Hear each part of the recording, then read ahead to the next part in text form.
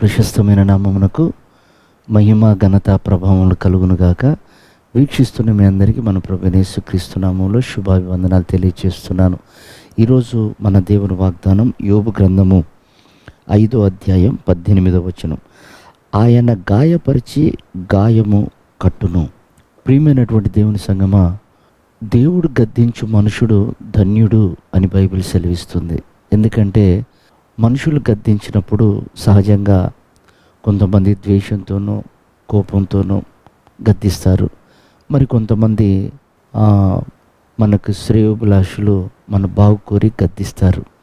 కానీ సర్వశక్తి కలిగిన దేవుడే ఒక వ్యక్తిని గద్దించి గాయపరిస్తే ఆయన మనస్సులో గద్దిస్తున్న గద్దింపుకు గురవుతున్నటువంటి వ్యక్తి ఎంత విలువ కల్లోడో మనం గ్రహించాలి. చూడండి, యోబు భక్తుడు ఇక్కడ రాస్తున్న మాట, ఆయన గాయము చేయును, ఆయన చేతులే గాయములను కట్టును. అంటే ఒక మంచి మనస్సాక్షితో మాట్లాడుతున్నాడు.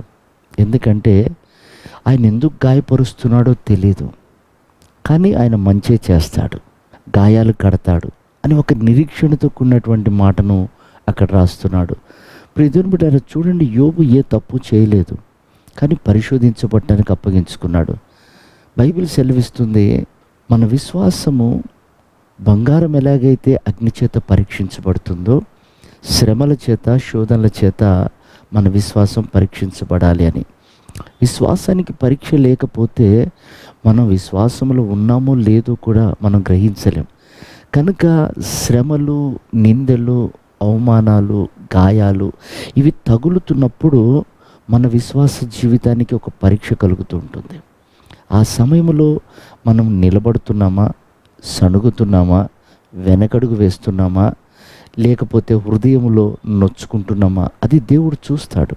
ఇక్కడ చూడండి, యోబు అంటున్న మాట, ఆయన గాయం చేస్తాడు, ఆయనే కడతాడు. ఆయన మన కన్న తండ్రి, మనం ఆరాధించే దేవుడు, మన కొరకు ప్రాణం పెట్టినవాడు, మనల్ని అన్యాయం చేసేవాడు కాదు, త్రోసివేసేవాడు కాదు. సమస్త పాపము నిమిత్తం ఆయన కల్వరి శిలువలో బలైనటువంటి వాడు.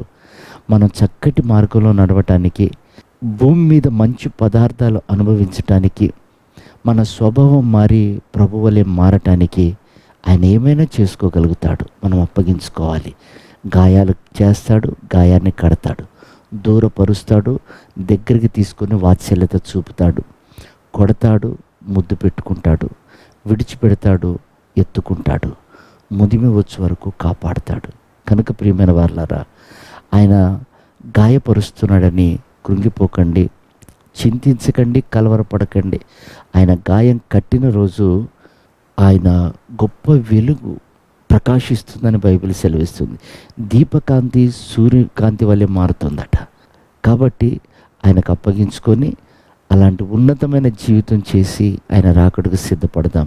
ప్రభువు కృప మనందరికీ దయచేయను గాక. ఆమేన్.